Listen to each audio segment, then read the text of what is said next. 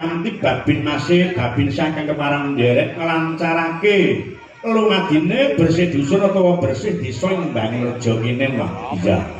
Muga sing dadi niate warga masyarakat kang ditata karo panitia tur dipayungi Bapak Kades muga-muga terwujud ya dijabah dening Allah taala. Mula lumantar nggone tirakatan melak mungon ning bengi iki aku percaya kok nduk apa sing dadi niat perune warga masyarakat ngambakan Bangrejo yakti bakal dikabulake dening Allah taala. Amin Allahumma amin. Kepara sing pisan iki keparang suwan ora ing tlatah Ponorogo ngambakan udakara besok tanggal 11 Juli didhawuhi nyangik limbuh ana ing napan nderek dawuh Mbah Teguh ya Mbah Teguh. Mula cara ciri-ciri utawa cengkok utawa versi siji-sijining lembuh iki beda no. Jane lek awale nggonku nyangik lembuh biyen iki ya tak awali saka basic utawa sing diarani klasik lho. Dadi aku biyen iki belajar ndalang ki awalku ya klasik. Pirang-pirang tahun aku mayang klasik sindene mung 4 tanpa musik. Lah kok saya suwe kok malah saya surem. Sureme piye? Ben taun ki calangan ora tambah ning mau saya susut. Mula yo tak balik grimbyang. Saiki sing penting hiburan. Mergo masyarakat biyen karo saiki beda biyen pengamat seni ning wis saiki sekedar hiburan nadyan to dening pakeliran tetep ora ninggalke anter-antere pedalangan. Iya, kaya ngono. Mula digarap campur sari. Saya tahun-tahun milenial sing wis umur kaya ngene iki no. Angger sing dorawa kepareng nanggap kuwi nuwun sewu Mbah kita. Mengki lek wayangan sing penting jejur diluk wis pokoke los campur sari. Lho, jane secara pribadi ya isin lho. Wong jenenge dalang kok dadi MC. Ning awake dhewe lak ya nuting jaman kelakone melu karo arus ning aja nganti ketut dayaning arus. Mula digarap limbukan ana jaranan kuwi ciri khas Tulungagung utawa mutuh Tulungagung. Njur digarap langan beksan tayub kuwi ya ikon Tulungagung. Akeh sing nggambarke jare tayub iki diharamke tumraping agama. Ning mengko to dipek. Mengko dhisik. Mergo ngono apa warah, Nduk? Sing diaran seblak sampur ngiwa kuwi ngguwak barang sing ala, seblak sampur nengen mujudake lembang yen to kuwi golek barang sing becik. Sing diaramke dudu budayane, ning sing diharamke iki ngombene. Mula lek ngombe kuwi aja nemen-nemen, Gus ya, Gus, lek pengen nyawamu sing nempel karo agamu. Mayang ning Jombang nyusahke kancane. Bar limbuhan celuk ambulan. Kok ora bablas. Iya, kaya ngono. Nah, sing angka 3 lho. Iki mau mawa tembang khas Madura ning tetep ora ninggalke sing diarani lagu napas agama. Kepara sindening dhewe iki ana sing dadi santrine solawatan. Ya, kuwi mau. Habib Syah, kuwi mau ya anak sapa kunjo kuwi. Kuwi ngabdi ning Habib Syah suwe, mula cengkoke ya jebles. Iya. Lan menawa nduk sing diarani wayang iki mujudake tontonan tuntunan tatanan. Iya, ya ditonton ben seger, tatanane le nganggo seragam yo apik, cocok karo tatanan Sekar Gadung. Mung penjaluk lek munggah panggung iki jenenge yoga mbok aja kaya wong boyongan kaya arep navigasi. Iya. Jenenge yoga macale tipis bagus-bagus sing ngamplok tas, sing ngamplok irik, sing ngamplok ondo. Mulai sesuk tas-tas didokok neng pendopo. Sing kena diato munggah mung notasi utawa tas cilik. Ben ketok merbawani bagus-bagus nom-nom sik Joko padha ngampluki tas. Iya, kaya ngono. Mulai saka kuwi nduk, ayo ora usah perlu kakek sing ndabul, ora perlu kakek matur ana kene ndak malah nguyahi segara. Sing penting seneng-seneng diaturke beliau-beliau kang keparenggah ya tanpa kecuali. Iki mengko ya dibantu bintang tamu Dojo karo dulur wedok Mbak Lucy Brahman musuh bebuyutan ana panggung ya ning lek ning dalam musuh Mas Wawan ning panggung musuhku ngono kaya ngapa nyuwun Mbak Sulis diaturi jumeneng nganturna sendon sesindenan ngadeka nduk ya sepote kaya ngapa diaturke Mbak Sulis keparang jumeneng ya.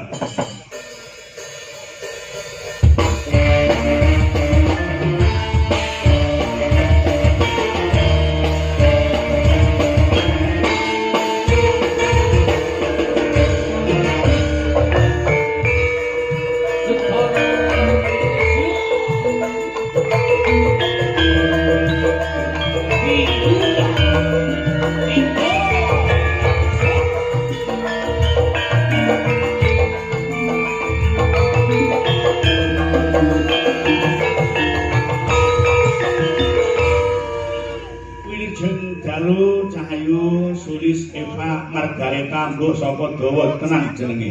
Nggih, wilujeng dalu Mbak Limbo, Mbak Canggih. Nggih, isih semangat. Nggih, semangat. Alhamdulillah sowan ngambakan muga-muga ndadekke syukur ning panggalih. Nggih. Ngaturke salam dhisik kepada beliau-beliau yang keparenggah warga masyarakat ngambakan.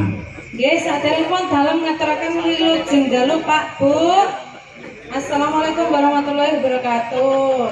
Salam Om Swastiastu, Namo Buddhaya, Rahayu, Rahayu, Rahayu. Harus dadi camat ra sida iki. Lane salame ya tenten. Niki nggih camat lho, Pak. Hah? Ya camat salam mudiar. Lah nggih wong sedaya bakal lah nggih ten mriku. Kowe mati dhisik tak keri dhewe ae. Mboten. Mboten ampun ngomong niku to Pak, kula ser-seran ngeten. Ora yo jenenge pati iki ora kena diselaki umur iki ora kena diundur kuncen ana gedhe ana lek panen pesthine ya tetep kurang dalan nek mekaning pati. Dibudidaya diancam wong ngerti pateni wong. Nek Gusti ki ngekeli jaket durung ngersake sik tetep diparingi slamet. Nggih. Wong mati aja wedi.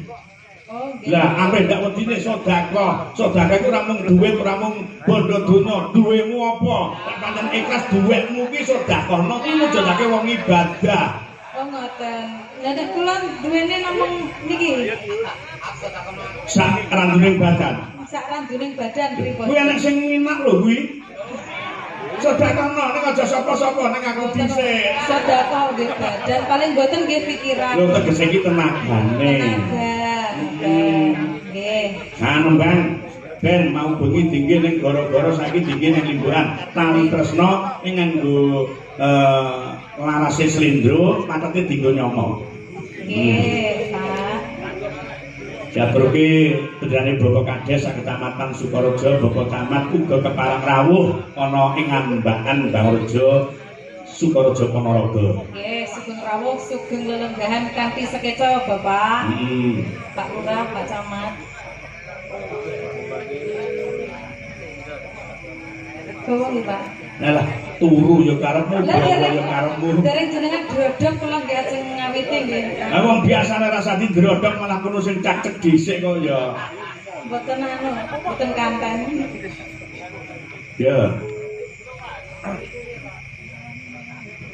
Tali tresna jerane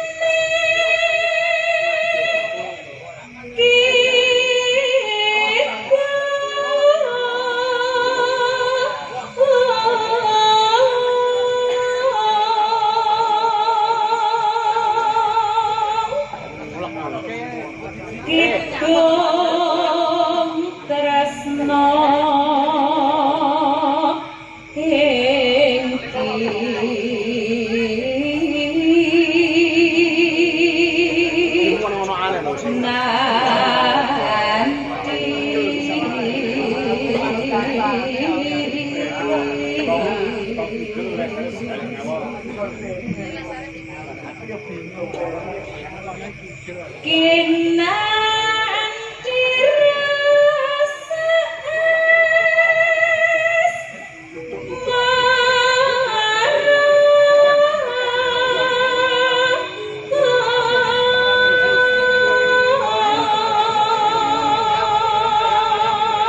Lho, Lis. Dalem. Iki tak hayati, tak amati. Nggih. Pak iki anggere krungu kopi nanti sing mbok tembang iki kelingan jaman nom. Biyen ketun aku lek krungu ngene. Lah napa kok betul? Ketun biyen aku dadi wong lugu lho. Dadi ngerti jajane Gusti Allah iki ning ibumu tok aku ora pernah nakal sing warna-warna. Berarti jenengan nggih namung kalih ibu niki. Ya wis mek karo ibumu nyelok kuwi dadi aku ora ngerti. Kalih liyane mboten ngerti. Blas dikang kono piye, tempe kono piye, apem kono piye aku ora ngerti blas. Saestu, Pak. Tenang. Jajal omongan, Pak. Aduh. Mbak Lucy kok jenengan marahi ngono to, Mbak? Mbak Lucy niki pun gatel, Pak. Ben dipek sik. Nek kono ngempek lah ngebrolne kene kan seneng lek dibrolne ngono. Asmara ketinali. Jadi iki go menghibur beliau sebagai kepala desa Kecamatan Sukorejo, mengingat sebagai kepala desa tanggung jawabnya kuwi abot sangat luar biasa dengan adanya program-program terbaru iso mumetne kepala desa. Iya. Jenengan kok ngertos, Pak? Jarene Mbah Dongkol niku aku momen karo Mbah Didi. Tali tresno jampi Kapang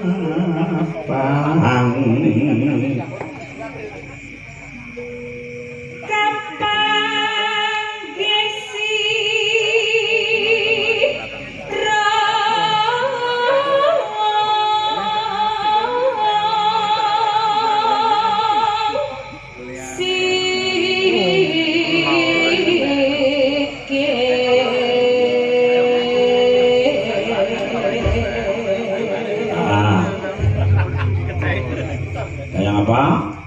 Bablaske tembange alus Tali Tresno Mbak Sulis Eva dados Tali tresno jroning rasa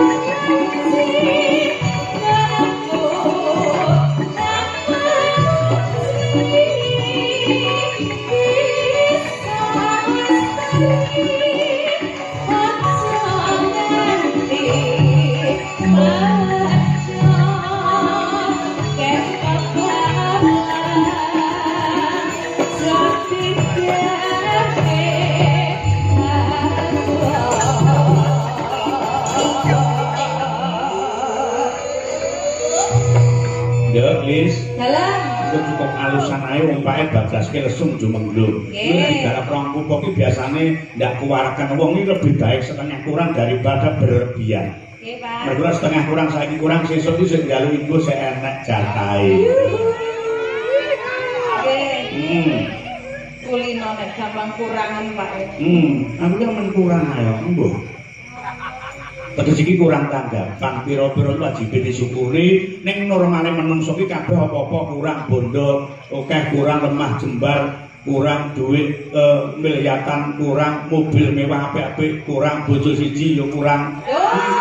Menungso normal ki kaya ngono mung gumantung nang imane dhewe ngono. Tapi jenengan kok cukup satu toh Pak? Wis aku cuci jempol jenengan. Aribume aku mblenger aku. Betul meleh Pak. Enggak Rita. Lek ngono ki aja ngarep. Dengan kesenengane anu to main belakang to Pak. Lho, sesi demane. Mlaku ngetan daling Tresno tangan. Jati kawe.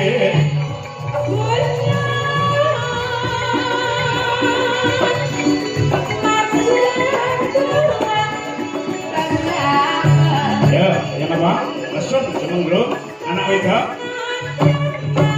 Mita, ya, Kaimat, Ruki.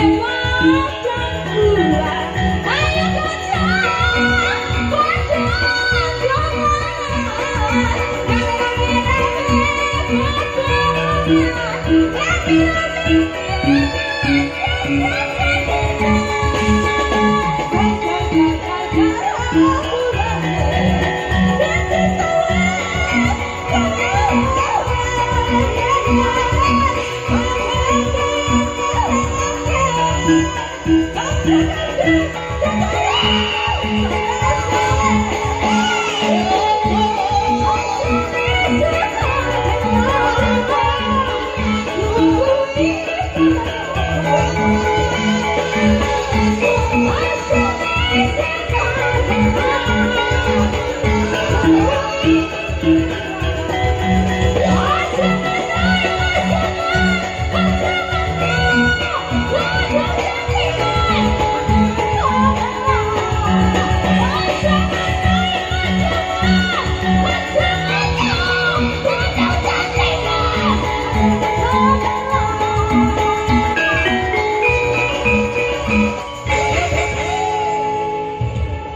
luar biasa. Dari tali tresno dadi resung jumengklu bablas gedhok tur pungkasan dikiramak kerok sekitar 5 menit untuk pemanasan ya.